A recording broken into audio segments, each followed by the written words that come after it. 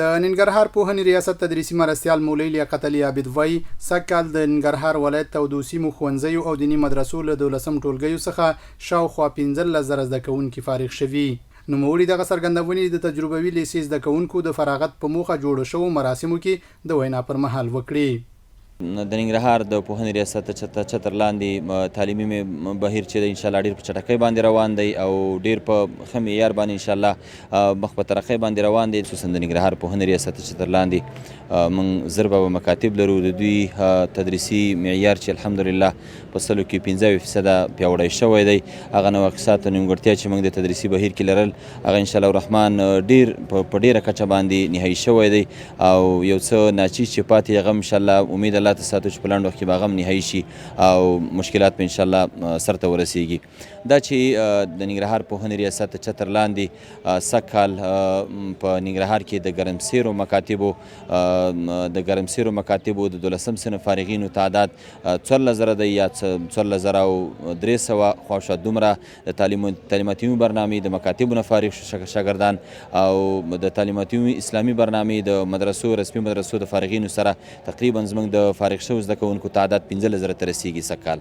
د تجربوي لیسې امیر عبدالرزاق راسخ وایي د یادې لیسې له 12 ټولګي سږکال شاوخوا 400 زده کوونکي فارغ شول چې په وینا یې زده کوونکو ته یې ښې زده کړې ورکړي او د پاتې زده کوونکو لپاره د 3 میاشتنیو رخصتیو پر مهال د وړیاو تخفیف سره د کورسونو برابرېدو خبره هم کوي.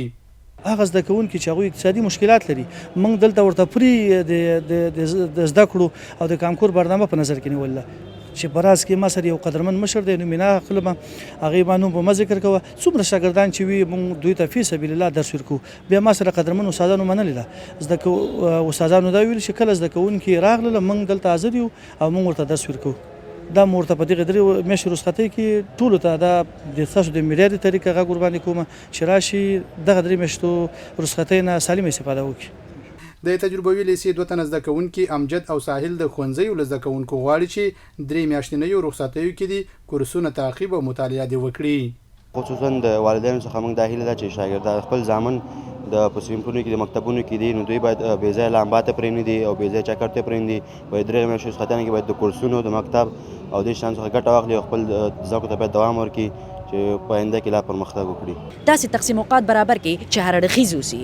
وکولای شي په کوم کمزوریانې چې په دې کې وجود ولري په ټول د کال په ټول د تعلیمي کال د ته دا څرګنده شوي اوسي چې په کومو مضمونونو کې دا زده کوونکي نیمګړتیاوې لري او په دې 3 میاشتو رخصتۍ ورځو کې دا باید هماغه نیمګړتیاوې په له منځه وړلو کې تېرې کړي. پوهنې ریاست مسؤلین وایي ښوونځیو زده کوونکو ته د عصري ټکنالوژۍ پر مټ د زده کړو برخه کې هڅې هم چټکې شوي او دغه برخه به هم پیاوړې کوي.